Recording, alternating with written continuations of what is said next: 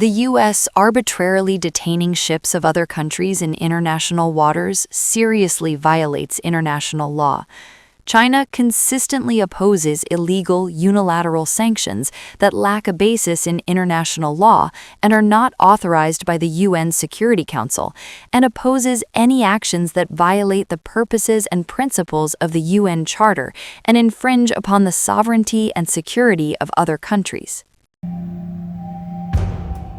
China has sharply criticized the United States over the seizure of a Russian-flagged oil tanker in international waters, calling the move a serious breach of international law and an abuse of unilateral sanctions. Speaking at a regular press briefing in Beijing on Thursday, Chinese Foreign Ministry spokesman Mao Ning said Washington had no legal authority to detain foreign vessels on the high seas and accused the U.S. of using domestic sanctions to justify actions that violate global maritime norms. Mao said China firmly opposes what it described as illegal and unilateral sanctions that lack approval from the United Nations Security Council, and warned against the selective application of international law under political pretexts. The U.S. arbitrarily detaining ships of other countries in international waters seriously violates international law. China consistently opposes illegal unilateral sanctions that lack a basis in international law and are not authorized by the UN Security Council, and opposes any actions that violate the purposes and principles of the UN Charter and infringe upon the sovereignty and security of other countries. China consistently opposes illegal unilateral sanctions, the normal economic, trade, and energy cooperation between China and Russia is not directed against any third party and should not be interfered with or affected. Combating online gambling and telecommunications fraud is a shared responsibility of the international community. For some time, China has actively cooperated with Cambodia and other countries to combat cross-border telecommunications and online fraud, achieving significant results.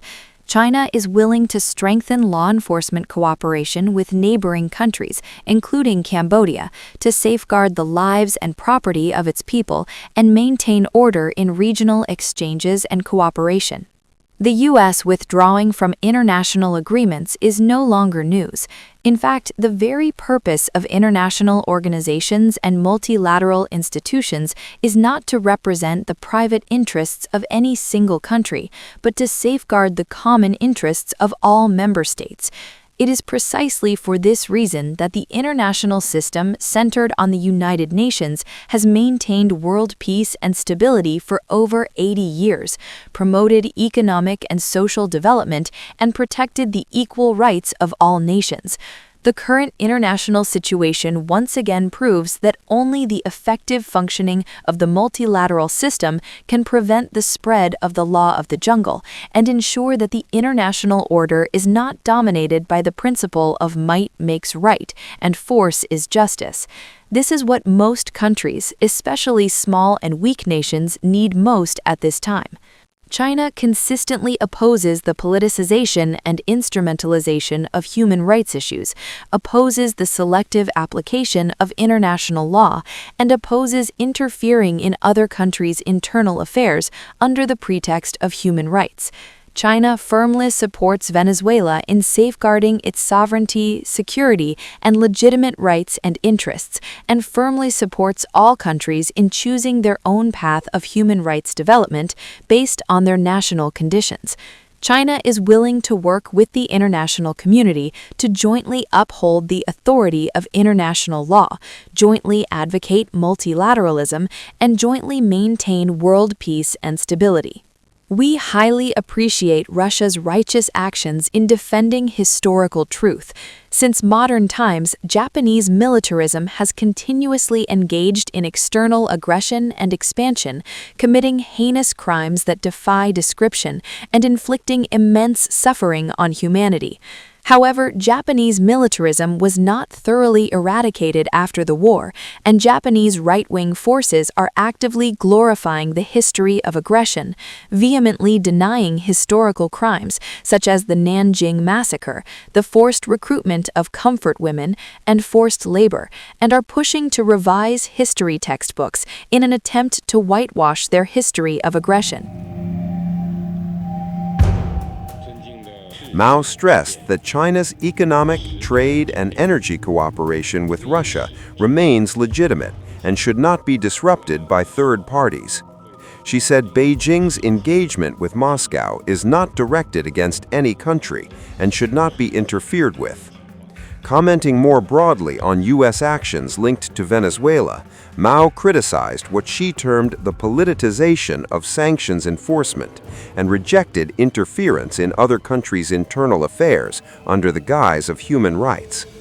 She reiterated that China supports multilateralism and the principles of the UN Charter, adding that Beijing would continue to work with the international community to safeguard international law, global stability, and sovereign equality.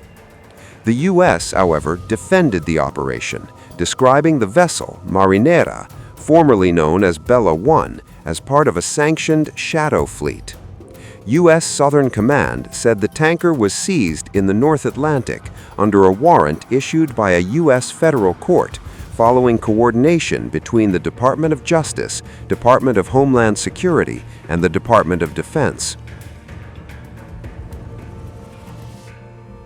According to U.S. officials, the ship was accused of violating American sanctions and transporting illicit oil linked to Venezuela and Iran. Pentagon Chief Pete Hegseth said the blockade of sanctioned Venezuelan oil remains in effect worldwide.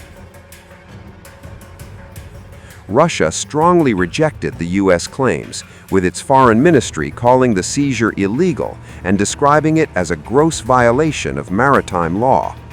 Moscow said the Marinera was a civilian vessel sailing in international waters under the Russian flag and in compliance with international regulations. The Russian Ministry of Transport stated that the Marinera had been granted temporary permission to sail under the Russian Federation's flag on December 24, 2025, and argued that no state has the right to use force against properly registered foreign vessels. Russian officials have repeatedly cited the 1982 United Nations Convention on the Law of the Sea, which guarantees freedom of navigation on the high seas. The incident has triggered sharp rhetoric in Moscow. Russian lawmaker Alexei Juralev warned that the U.S. was acting with impunity and suggested that Washington could face military pushback if such actions continue. While the Kremlin has not officially endorsed his remarks, they reflect growing anger within Russia over what it sees as aggressive sanctions enforcement. Venezuela has also condemned the seizure, branding it international piracy. In a separate operation, U.S. authorities said they intercepted another tanker, the Panama-flagged M. Sofia, carrying Venezuelan oil near the Caribbean, marking the latest in a series of seizures. Russian officials claim the Marinera was boarded outside any country's territorial waters and that contact with the vessel was lost after the operation. Russian media reports have said the crew includes nationals from Ukraine, Georgia, India, and Russia, with at least 3 Indian citizens among those on board. The seizure has further strained already tense relations between Russia and the West, with Moscow accusing Washington of using sanctions as a pretext for unilateral military actions at sea. China's public condemnation adds another layer to the dispute, underscoring widening geopolitical fault lines over sanctions, sovereignty, and the enforcement of international law.